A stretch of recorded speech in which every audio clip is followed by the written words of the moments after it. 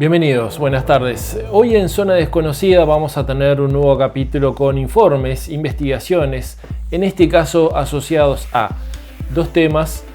Uno de ellos tiene que ver con las abducciones, los secuestros extraterrestres, esos casos tan interesantes y tan documentados de abducciones.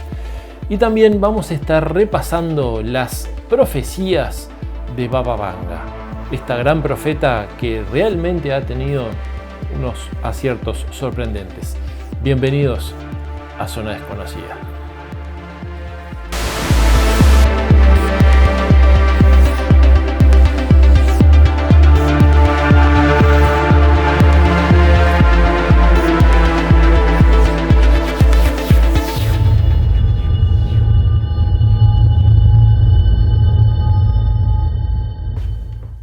Bueno, como decíamos hoy, uno de nuestros informes se va a tratar de las abducciones, los secuestros extraterrestres. Estamos hablando de, obviamente, casos investigados, pero que se especula, porque no hay certeza 100%. Pero vamos a ver en esta primera parte de este informe de qué se trata, qué son, por qué es que se dan y a quiénes les sucede. Y dentro de estos casos, uno que ha sido icónico históricamente, que es el del matrimonio Hill. Así que vamos a verlo. Desde tiempos inmemoriales, la humanidad ha mirado el cielo con asombro y curiosidad, preguntándose si estamos solos en el vasto universo. En medio de esta búsqueda de respuestas, uno de los fenómenos más enigmáticos que ha capturado el interés popular es el fenómeno de las abducciones extraterrestres. Este es el nombre que se le da a los casos en los que las personas dicen haber sido secuestradas por seres de otro mundo. En las abducciones hay un fenómeno que se presenta de manera reiterada. ¿Y cuál es? Que en el momento que se producen, las personas son encontradas, asaltadas en un ambiente que puede ser variado, ya sea en un ambiente rural, en la ciudad, incluso en sus propias casas, pero en ese instante todo lo que sucedía alrededor, que era habitual de la escena, se silencia, se calla, se aquieta. Eso es como que un teatro, un escenario, se arma para que la obra se ejecute, por ponerlo en estos términos. Y la característica que se da en casi todos los casos, ellos se ven paralizados, hasta el momento que pierden la conciencia, que es otra característica.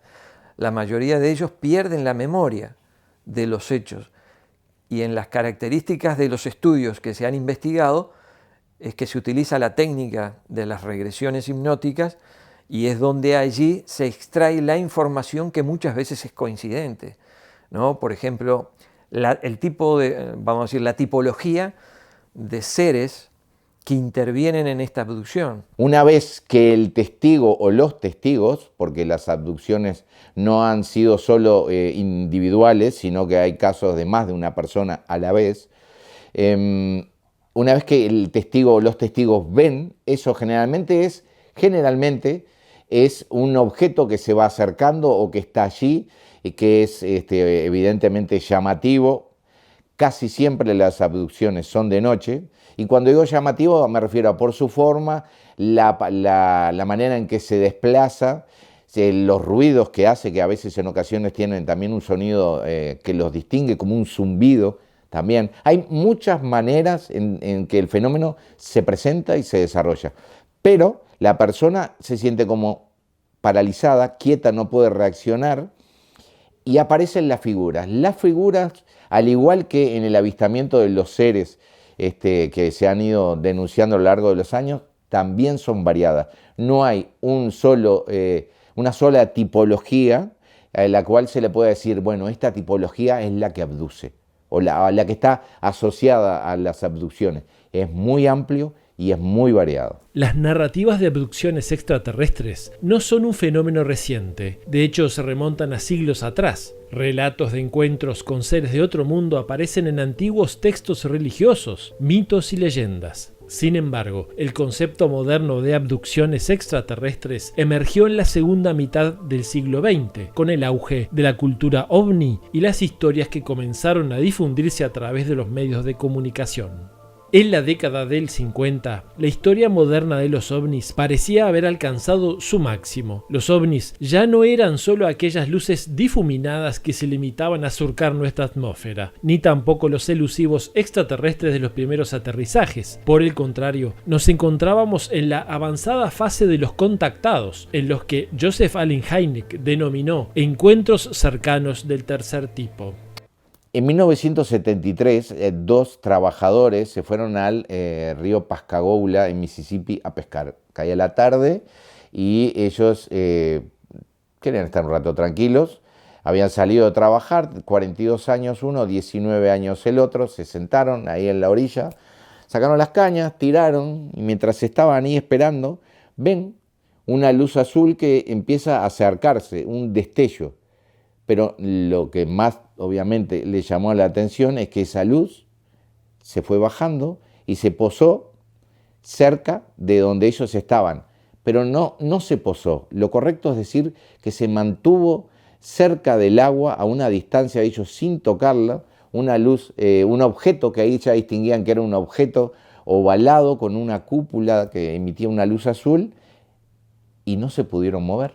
Quisieron reaccionar, no se pudieron mover, no podían hacer nada, y peor todavía cuando de ese objeto ven salir a tres figuras de aproximadamente 1,80 m de alto que escapaban a cualquier cosa conocida en este mundo, porque las figuras que salieron, tres también flotando, que se acercaban a ellos, tenían una piel totalmente arrugada, no distinguieron ni ojos, ni oídos, ni boca, sino que de aquí, de cada lado, salían como dos conos y otro más de la parte frontal, y no tenían manos, tenían pinzas como la de cangrejos. Se acercaron, los tomaron, ellos también flotaban en ese momento a partir de ahí, y los llevaron para dentro de la nave. Los estudiaron como un examen médico con un ojo gigante, según contaban ellos después, que los iba recorriendo el cuerpo. Cuando los devuelven al barco y pueden reaccionar, su instinto es salir corriendo de ahí, y fueron a hacer una declaración a la comisaría. Pero aquí está el detalle interesante o diferencial de este caso. Cuando están en la comisaría, obviamente la policía, cuando los recibe, lo primero que piensa el sheriff y eso, bueno, esta gente o tomó algo o algún problemita están teniendo. Pero nota un estado tal de nerviosismo, tal, que los empieza a escuchar y decide hacer algo. Los manda a una habitación y los deja ir con la excusa de que se calmaran, que se iban a volver. Pero ¿qué pasa? En esa habitación estaba funcionando un grabador, y ese grabador registró las conversaciones que estaban teniendo estas dos personas, obviamente sin saberlo, porque el grabador estaba escondido. Entonces los saca luego, al rato de allí, los pasa para otro lado, y cuando va a escuchar la cinta, lo que espera encontrarse es: los engañamos, como una confesión, o que estaban disfrutando el momento, cómo se habían burlado de la policía. Pero lo que encuentra es a dos personas totalmente histéricas, que no entendían lo que les pasaban, angustiadas, tratando en algún momento de calmarse y sin encontrar ningún tipo de explicación a lo que les había sucedido. Generalmente son los famosos reticulianos, o seres bajos de 1 metro, 1,10 m, 1,20 m, con la cabeza totalmente pelada, de color gris, tipo reptiloide, un color gris o amarronada la piel, los ojos ocupando gran parte del rostro, las terceras, cuartas partes del rostro, y prácticamente 2 orificios por nariz, una pequeña hendidura en la boca. O sea, estamos hablando de seres que, si bien son antropomórficos, tienen 3 o 4 dedos, como se les han visto, con una estatura baja, los brazos extremadamente largos en comparación con el resto del cuerpo. Estos seres son los que han intervenido, por ejemplo, en el caso de Betty y Barney Hill. Fue entonces cuando se conoció la experiencia del matrimonio Hill, un caso que por sus características obligó a Hynek a establecer una nueva y más próxima tipología de contacto, y los denominó encuentros cercanos del cuarto tipo. Si hablamos de abducciones, que no es lo mismo que los contactados, sino que las abducciones son raptos De alguna manera tendríamos que irnos a septiembre de 1961. Betty y Barney Hill. Diría los primeros populares abducidos en la historia de la fenomenología ovni. Películas, libros y programas de televisión han explorado este tema, alimentando la fascinación pública por lo desconocido y generando debates continuos sobre la posibilidad de vida extraterrestre y su interacción con la humanidad. Lo que hace sumamente interesante a estos casos de abducciones es que en general no son buscados, ¿no? Suceden cuando se está haciendo algún tipo de actividad en la cual obviamente no se espera que suceda esto. Eso a mi entender, le da cierto tipo de valor extra. Pero vamos a ver en esta segunda parte, y referido al caso icónico del matrimonio Hill, un detalle muy importante que se dio sobre todo en las hipnosis. Recordemos que son personas preparadas quienes hicieron estas hipnosis. Pero vamos a ver qué cosas descubrieron también puntualmente que fueron claves en esta investigación.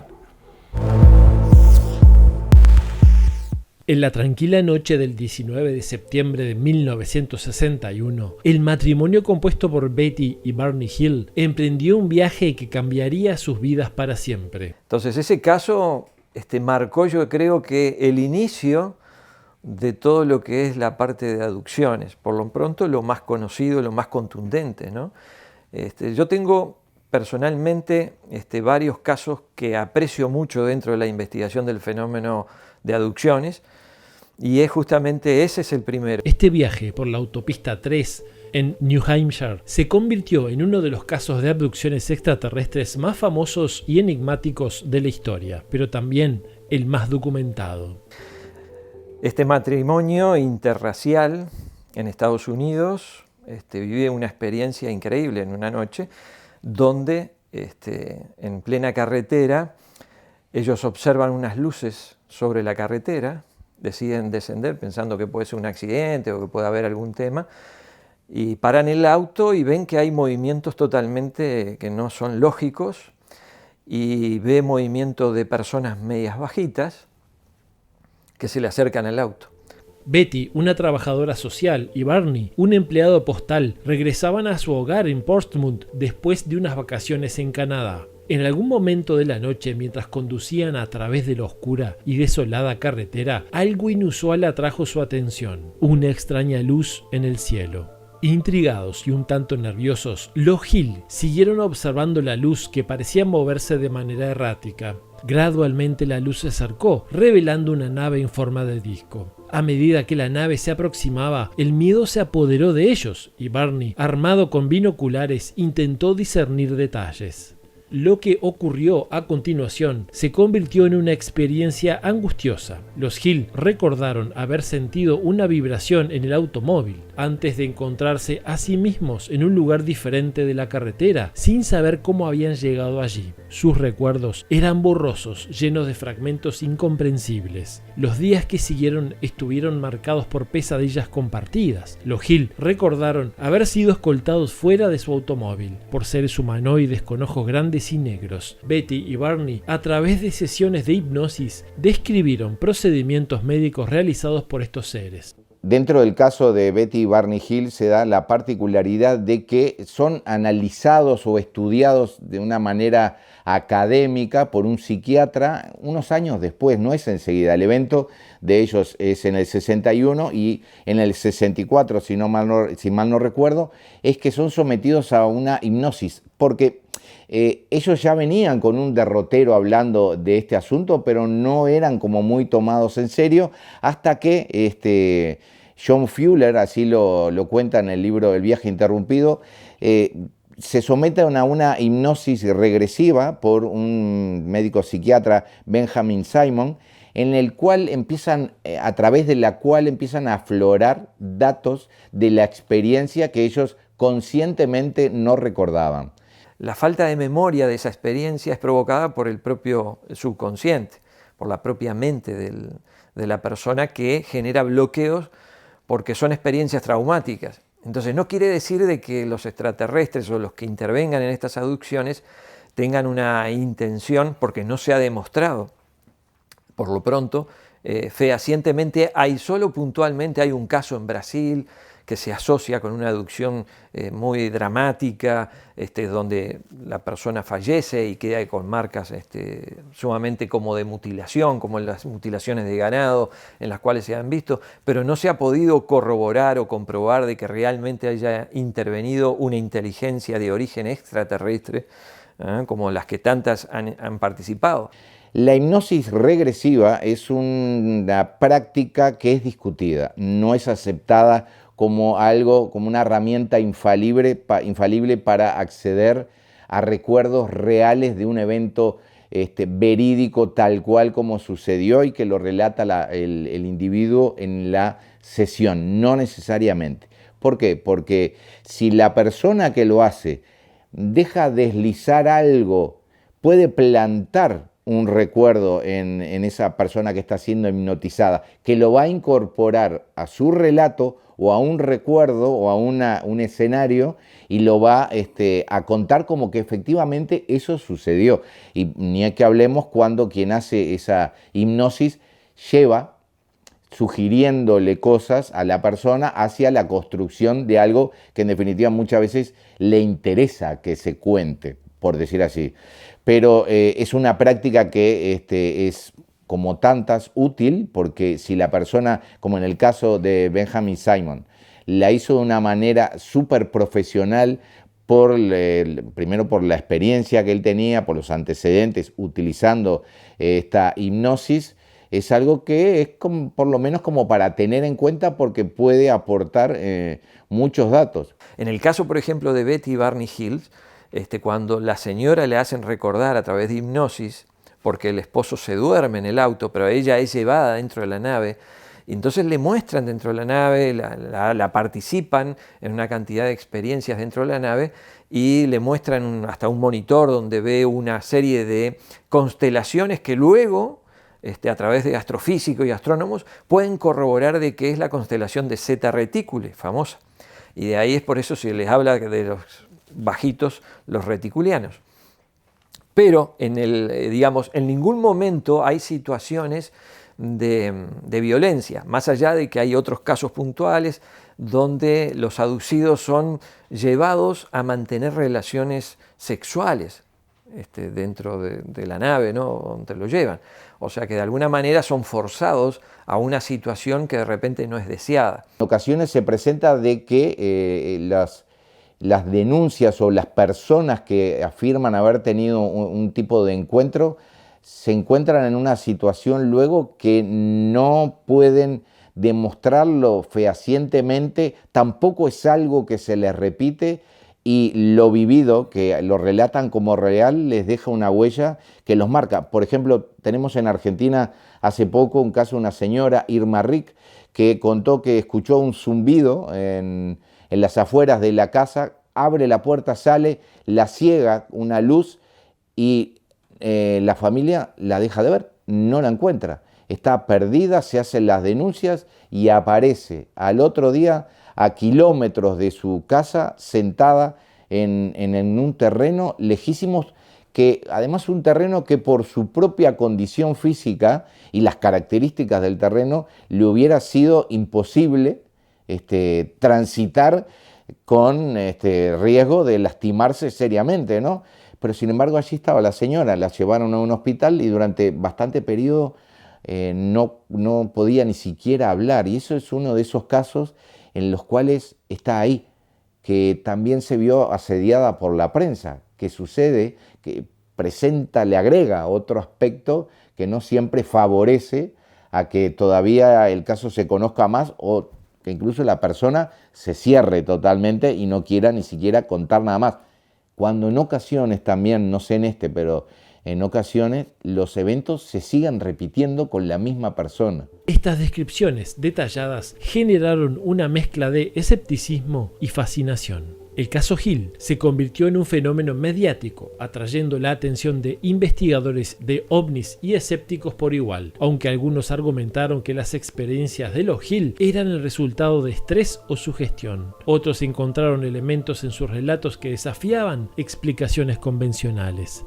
El legado del caso Hill perdura en la cultura popular y en la investigación de lo desconocido. Independientemente de la interpretación que se le dé a este misterioso episodio, el enigma del matrimonio Hill persiste como un recordatorio de que en la vastedad del cosmos hay fenómenos que desafían nuestra comprensión y nos invitan a explorar los límites de lo inexplicable.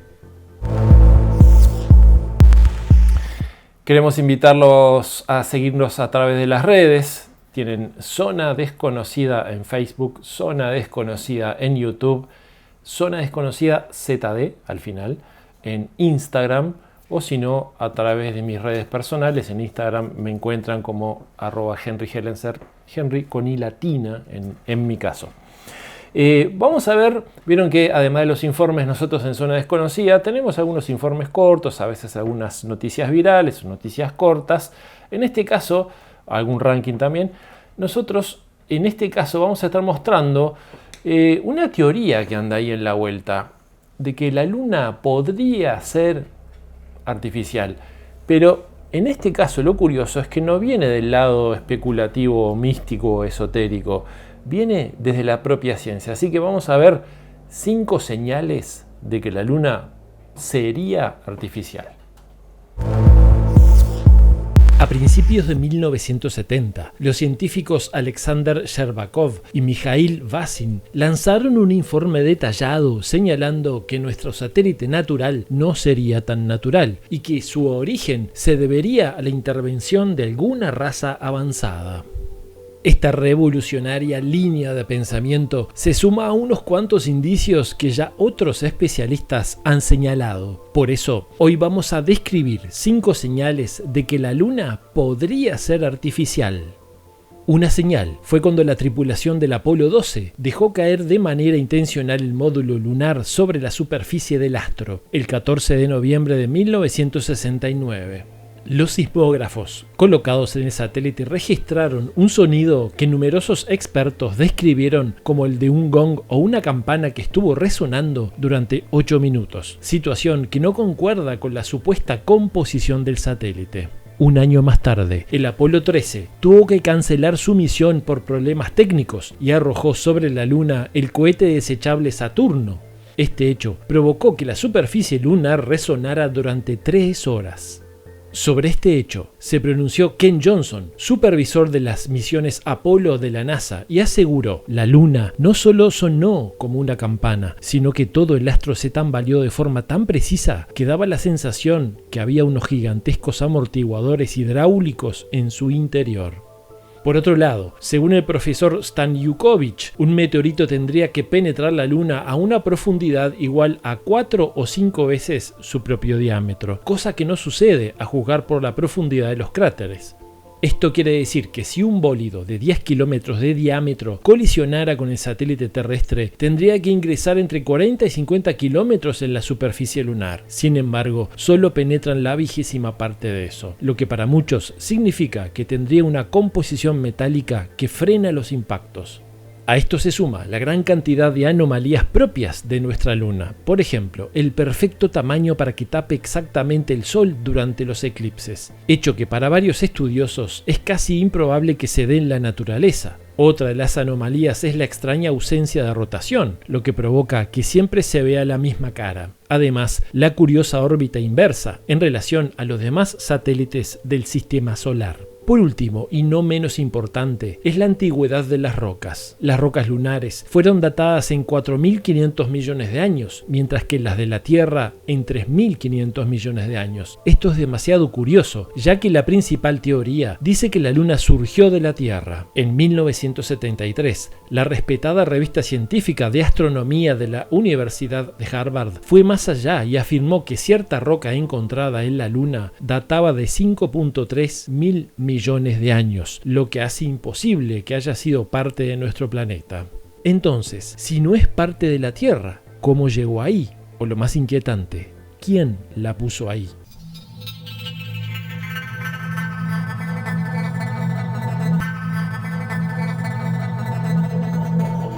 Seguimos en Zona Desconocida y vamos a adentrarnos en el siguiente informe, en este caso acerca de profecías.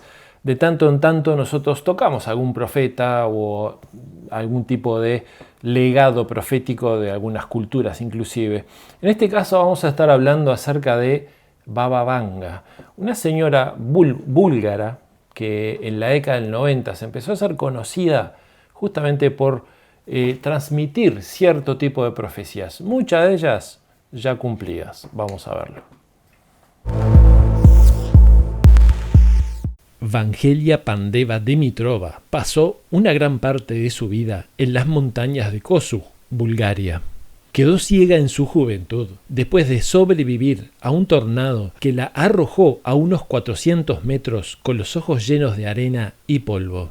4 años después, cuando perdió la vista por completo, empezó a ver lo que nadie más podía ver.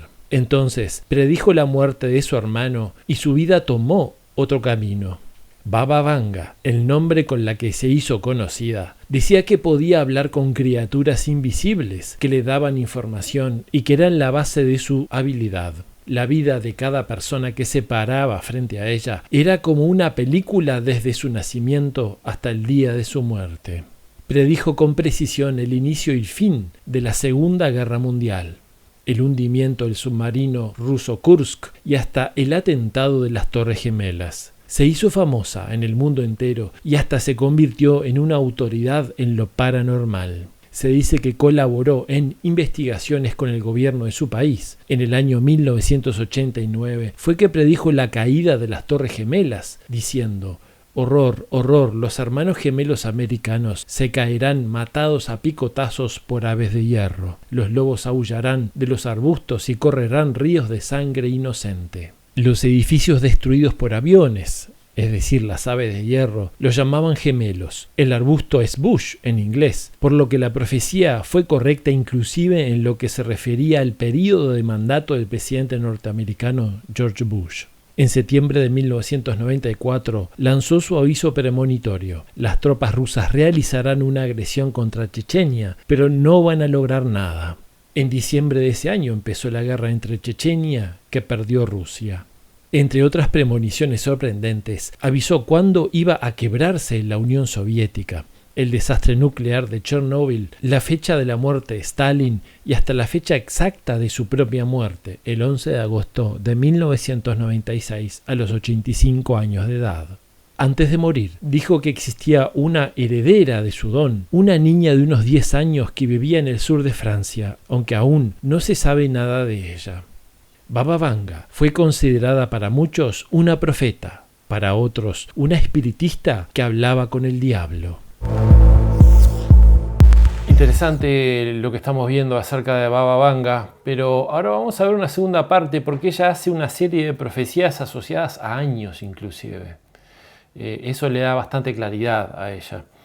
Pero en esta segunda parte vamos a ver dos cosas pero muy contundentes. Una, algo referido al año 5079, pero sin irnos más o tan lejos, vamos a ver algo que mencionó para el 2018-2019 sobre China, que van a ver ustedes que tal vez fue un acierto. La profeta Vanga también escribió sus profecías hasta el año 5079, en el cual, según ella, es el fin del mundo. Pero antes ocurrirán varias cosas importantes que repasamos. Sorprendentemente profetizó que en el año 2016 comenzará una migración de refugiados a Europa que terminará desolando todo el continente y dejándolo, a la larga, bajo el control musulmán. Además dijo que en 2018 China realizaría una maniobra que lo convertiría finalmente en la nueva potencia mundial. Varios especialistas consideran que a raíz del COVID, China realizó varios movimientos financieros que lo posicionaron como la mayor potencia. Otra profecía de ella dice que en 2028 se desarrolla una nueva fuente de energía. Para el 2043 la economía del mundo mejora notablemente, mientras que en Europa los musulmanes dominarán. En el año 2066, la Roma ocupada por musulmanes será atacada por Estados Unidos con un arma climática que produce glaciación inmediata en las zonas. en 2125 en Hungría se recibirán señales especiales de civilizaciones extraterrestres. Una curiosa profecía dice que se establecerán colonias humanas en Marte que irán prosperando hasta que en el año 2183 dicha colonia en Marte se convierte en una nación nuclear y pide la independencia de la Tierra. Para el 2288 se inventan los viajes a través del tiempo, mientras que se dan nuevos contactos con extraterrestres. Llegado el 3005, se producirá una guerra en Marte que provocará un cambio en la órbita de los planetas. 5 años después, en 3010, un cometa golpea la luna de la Tierra. El fin de la vida en nuestro planeta lo calculó para el 3797, año en que todo lo que vive en la Tierra muere, pero los seres humanos ya establecieron ciudades en otros planetas. En el 4509, el hombre finalmente alcanza el nivel de desarrollo que le permite alcanzar las formas de contacto con Dios. Y para el 4599, la humanidad alcanza la inmortalidad. Pero sin embargo, en el 5079 anuncia el fin del universo conocido y nadie sabe qué sigue a continuación. A pesar de la cierta capacidad de acierto mostrada por Baba Vanga, varios especialistas creen que no hay ninguna certeza de que esto ocurra y que ya se vieron indicios de errores anteriores. Los invitamos a seguir a través de las redes a Zona Desconocida YouTube, Zona Desconocida Facebook, Zona Desconocida ZD en Instagram. Hoy estuvimos hablando de varios temas, pero uno de los cuales fueron las abducciones. Este fenómeno tan extraño, ¿no? Estamos hablando de posibles secuestros extraterrestres. ¿Cuánta gente realmente pudo haber vivido este tipo de situaciones? Nosotros podemos pensar de que es real, podemos pensar de que es imaginación. Lo cierto es que cuando hablamos de este tipo de fenómenos, como también algunos cuantos fenómenos que tienen que ver con cosas tal vez un poco más paranormales, encontramos que muchas personas se sienten atraídas y algunas de esas personas tal vez no están en su sano juicio. Cuando hay pocas reglas claras en este tipo de realidades que todavía están en investigación, es posible que sean atraídas muchas personas que no están en su sano juicio. Digo esto porque tampoco es cuestión de creer en todo. No quiero decir de que muchos de los casos que hoy mencionamos sean así. Tal vez sean reales, obviamente, confiamos. Pero recordemos también algunas investigaciones sobre la capacidad humana para inventar y creérselo. De hecho, les comento rápidamente, nosotros hace unos cuantos años atrás accedimos a unos documentos de investigación militar experimental secreta de Argentina, estamos hablando, en donde un grupo de militares estaban trabajando con experimentación de parapsicología, pero también de psicotrónica. ¿Qué estaban haciendo? Ellos lo que buscaban eran mover bandadas o enjambres de langostas con el poder de la mente. Utilizaban un antenaje y utilizaban cierto tipo de emisores psíquicos, que eran ellos mismos. Entonces, con cierto tipo de práctica lograban que estos enjambres de langostas se movieran según las indicaciones que ellos utilizaban. En cierto momento fueron más allá y empezaron a intentar provocar estímulos en personas, en seres humanos, a través de su sueño, incursionando en el inconsciente. Para eso, justamente, decidieron que podían transmitir la idea de que habían sido secuestrados por extraterrestres. Ellos lo diseñaron. Y la víctima, sin saberlo, utilizada la práctica, después soñaba que había sido secuestrada por extraterrestres. Lo curioso es que cuando se despertaba, creía que realmente había sido secuestrada por extraterrestres. Esto, si bien es experimental, también empezaron a utilizarlo sin que uno de ellos, un integrante que ya venía trabajando con ellos, el resto de los compañeros se pusieron de acuerdo y lo aplicaron con él mismo, con este compañero que ya venía trabajando con ellos, pero que en ese caso no sabía que sus compañeros lo iban a traicionar y iban a aplicarlo con él. Lo cierto que llega un momento y este compañero dice: me pasó en serio. Cuando lo aplicaron, él se creyó que lo habían secuestrado extraterrestres y estaban siendo sus propios compañeros, y él sabía que sus compañeros, porque él participaba del proyecto, también lo provocaban, pero sin embargo él se rindió y también se lo creyó. ¿Qué quiero decir con esto? Por más advertencias que nosotros tengamos, podemos caer en ese tipo de juegos mentales. La mente humana, la psicología, el subconsciente humano es muy traicionero a veces en ese tipo de situaciones. Mi recomendación fundamental acá es: cuando tengo vivencias que se salen de lo normal, tengo que tener también un acompañamiento que sea un trabajo interno, un equilibrio, una forma fundamental de mantener una estructura mental lógica, para no caer también en algún tipo de, no solo manipulación, sino tal vez en algún tipo de desequilibrio. De esa manera, nosotros seguramente podamos ir conectando con toda nuestra propia zona desconocida. Hasta la semana que viene y muchas gracias por estar.